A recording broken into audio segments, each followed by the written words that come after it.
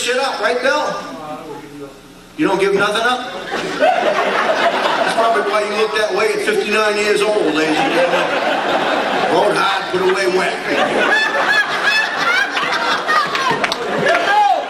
See, I started out the wrong way.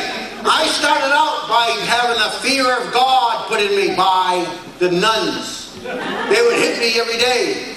Look at me, I ain't right. I ain't. I happen to make a living doing it.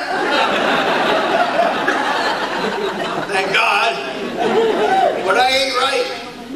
They would hit me every day because, first of all, I'm left-handed, and they want me to write right-handed, cursive. And I'd go like this. So they would hit me for that, and hit me for everything. Attention, attention, Louis. It was French parochial school kids.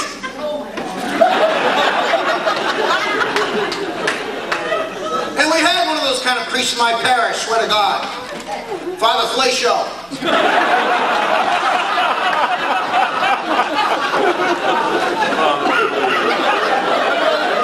He taught me how to take communion, however.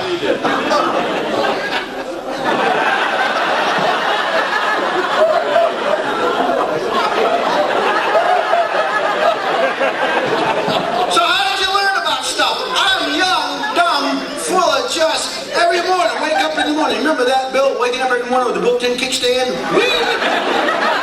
It was inconvenient. You didn't know what to do with that son of a gun. You started massaging it and throw up. What's that about? I'm not saying we're real poor, but I whined my father, says, I got nothing to play with. So he said, here, give me your pants, I'll put a hole in your pocket.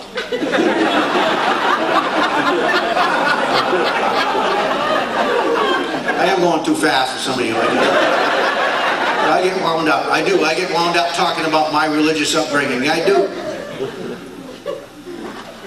I didn't know anything. I'd come home. I mean, my grandmother did her best. We lived in a small apartment in Laconia, New Hampshire, in the French section of town. And my brothers and I slept in the same bed. My two brothers and I slept in the same bed for a while. They were both bedwetters. Thank God I became a good swimmer.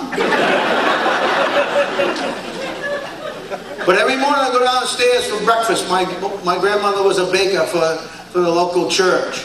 So she'd make breakfast for us every morning, did her best. And I asked questions because how do you learn about sex or life from the nuns? You don't learn any of that stuff. You learn how to write.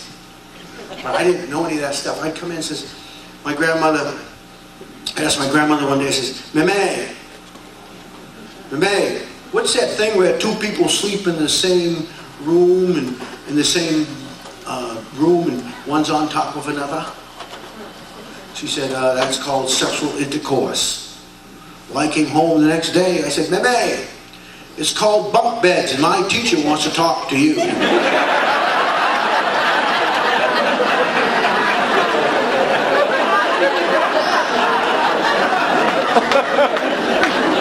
They tried their best to make us happy.